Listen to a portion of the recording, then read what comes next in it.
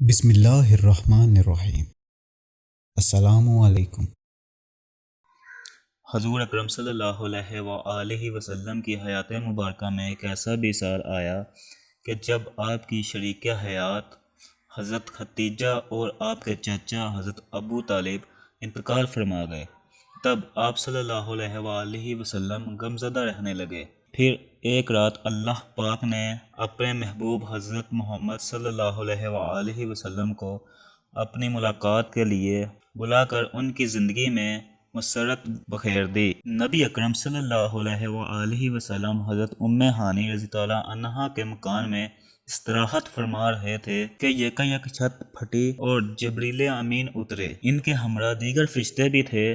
نبی کریم صلی اللہ علیہ وآلہ وسلم کو جگا کر مسجد حرام میں لایا گیا۔ وہاں آپ کے سینے مبارک کو چاک کر کے قلب اطہر کو آب زمزم سے دھویا گیا۔ بعد ازاں آپ کی سواری کے لیے ایک بہشت جانور لایا گیا اور مسجد اقصی کی جانب رواں ہوئے۔ اس رستے میں آپ کو عجائبات دکھائے گئے۔ مختلف اقوام اور مختلف لوگ اپنے گناہوں کی وجہ سے مختلف سزاؤں میں مبتلا تھے۔ مسجد اقصی پہنچ کر رسول اللہ صلی اللہ علیہ وآلہ وسلم نے انبیاء کی امامت فرمائی۔ اس کے بعد ملائکہ کی معیت میں آسمانوں کی جانب رواں ہوئے۔ انسان آسمان کی خلاؤں کا بس 5% حصے کے بارے میں معلومات حاصل کر سکا ہے۔ اس کے باقی 95% حصے کے بارے میں اللہ تعالیٰ کے علاوہ کسی اور کے پاس علم نہیں ہے۔ ان کے بارے میں جانکاری حاصل کرنا انسان کے بس کی بات نہیں۔ انسان چاند، ستارے، سورج کی جانکاری حاصل کر چکا ہے۔ اس کے آگے جانا انسان کی ہمت گوارا نہیں کرتی۔ اس کے آگے ہم نبی اکرم صلی اللہ علیہ وآلہ وسلم کی معراج سے جانکاری حاصل کر سکتے ہیں کہ اس کے آگے کیا ہے۔ جب نبی اکرم صلی اللہ علیہ وآلہ وسلم حضرت جبریل علیہ السلام کے ساتھ آسمان کے پہلے دروازے پر تشریف لے گئے تو وہاں آپ صلی اللہ علیہ وآلہ وسلم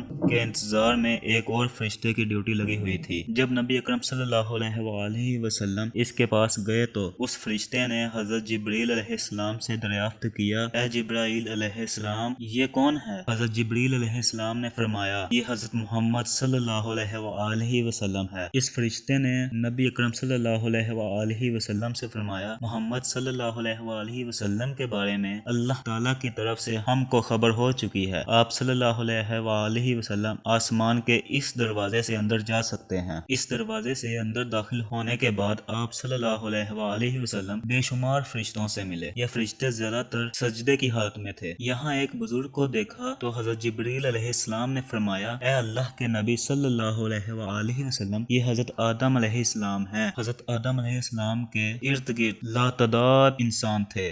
جب نبی اکرم صلی اللہ علیہ وآلہ وسلم حضرت آدم علیہ السلام کی دائیں طرف نظر دہراتے تو ہنس پڑتے اور جب بائیں طرف نظر دہراتے تو غم زدہ ہو جاتے۔ نبی اکرم صلی اللہ علیہ وآلہ وسلم کے دریافت کرنے پر حضرت جبریل علیہ السلام نے فرمایا، یہ حضرت آدم علیہ السلام کی اولاد ہیں۔ حضرت آدم علیہ السلام کی دائیں طرف وہ لوگ ہیں جو نیک کام کرتے رہے اور بائیں طرف وہ لوگ ہیں جنہوں نے ہمیشہ اللہ کی رضا کے مطابق زندگی بسر کی۔ اس سفر کے دوران آپ صلی اللہ علیہ وآلہ وسلم نے بے شمار قسم کے لوگوں کو دیکھا جو کہ خوش بھی تھے اور جن میں سے لوگ کافی تکلیف کا سامنا کرتے ہوئے بھی دیکھنے کو ملے تھے۔ آپ صلی اللہ علیہ وآلہ وسلم نے ایک گروہ ایسا بھی دیکھا جو اپنے ہونٹوں کو کاٹ رہا تھا۔ آپ صلی اللہ علیہ وآلہ وسلم نے حضرت جبریل علیہ السلام سے پوچھا، یہ کون لوگ ہیں جو اس گناہ میں ملوث ہو گئے؟ حضرت جبریل علیہ السلام نے فرمایا کہ یہ وہ لوگ ہیں جو دوسروں کو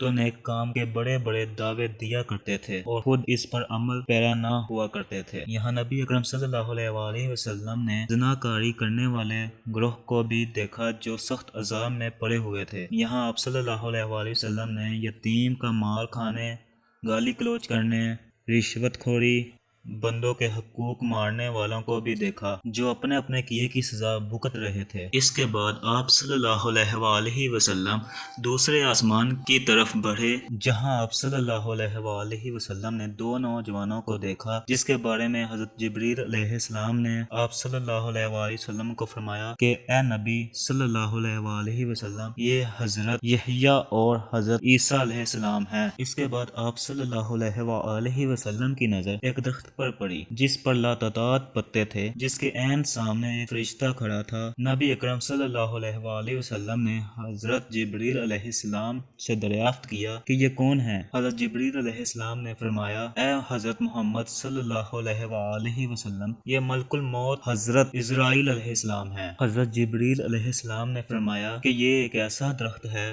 جب بچے کو پیدا کیا جاتا ہے تو اللہ تعالیٰ کی طرف سے اس درخت پر ایک پتا نمودار ہو جاتا ہے، اور جب انسان کو موت آ جاتی ہے تو اس درخت سے ایک پتا گر جاتا ہے۔ اس کے بعد آپ صلی اللہ علیہ وآلہ وسلم تیسرے آسمان کی طرف بڑھے تو تیسرے آسمان پر نبی اکرم صلی اللہ علیہ وآلہ وسلم کا گزر ایک سفید موتیوں کے دروازے سے ہوا۔ تیسرے آسمان پر نبی اکرم صلی اللہ علیہ وآلہ وسلم نے ہزاروں کی تعداد میں فرشتوں کو سجدے کی حالت میں پایا۔ حضرت محمد صلی اللہ علیہ وآلہ وسلم آگے بڑھتے جاتے، ساتھ ہی ساتھ حضرت جبریل علیہ السلام آپ صلی اللہ علیہ وآلہ وسلم کو ہر چیز کے بارے میں آگاہ کرتے جاتے۔ حضور اکرم صلی اللہ علیہ وآلہ وسلم آگے بڑھے تو آپ صلی اللہ علیہ وآلہ وسلم حضرت یوسف علیہ السلام سے ملے۔ اس کے آگے حضور اکرم صلی اللہ علیہ وآلہ وسلم ایک اور دروازے سے گزرے تو آپ صلی اللہ علیہ وآلہ وسلم نے جہنم کا دردناک عذاب دیکھا۔ پھر آپ صلی اللہ علیہ وآلہ وسلم چوتھے آسمان کی طرف بڑھے تو یہاں پر بھی کافی تعداد میں فرشتے موجود تھے جو اللہ تعالیٰ کی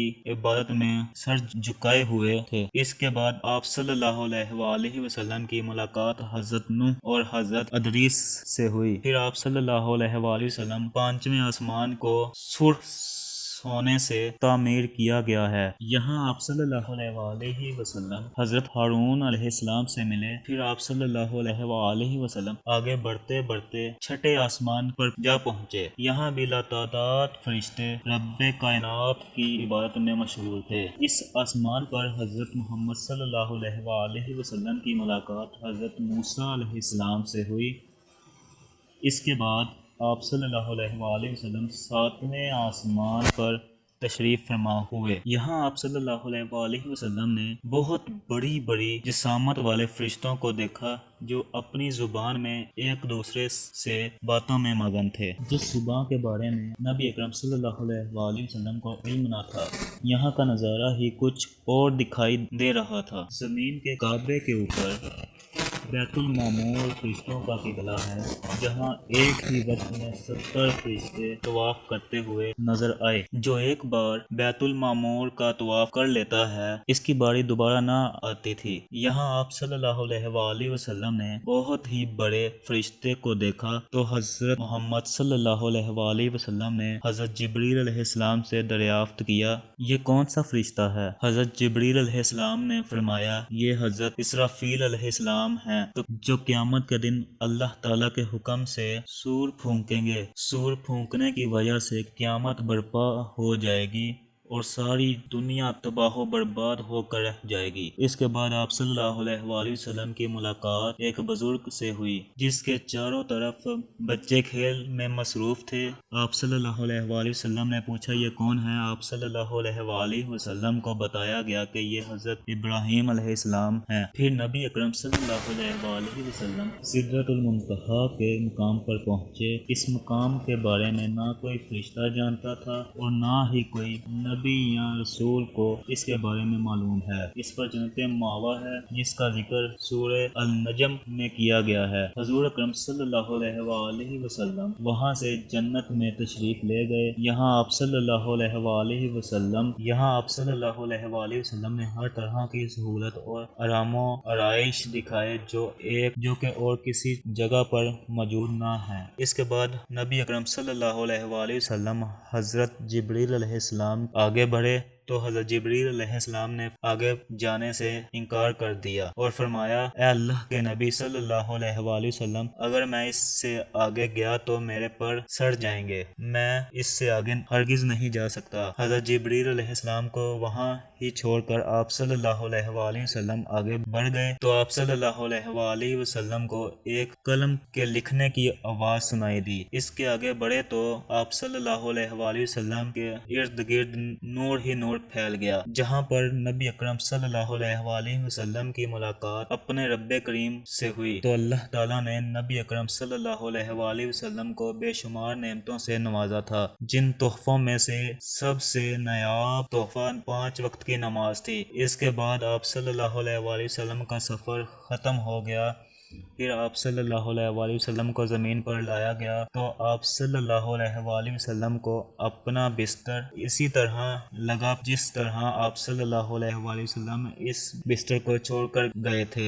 نبی اکرم صلی اللہ علیہ وآلہ وسلم کو یہ سارا سفر چند لمحے میں کروایا گیا۔ آئنسٹائن کا نظریہ ہم کو یہ سمجھنے میں ہماری مدد کرتا ہے کہ اگر کوئی بندہ نور کی رفتار سے سفر کرتا ہے تو اس پر وقت تھم جاتا ہے۔ یہ بات تو حدیثوں سے ثابت ہوتی ہے کہ نبی اکرم صلی اللہ علیہ وآلہ وسلم کے لیے براق کی سواری بھیجی گئی تھی۔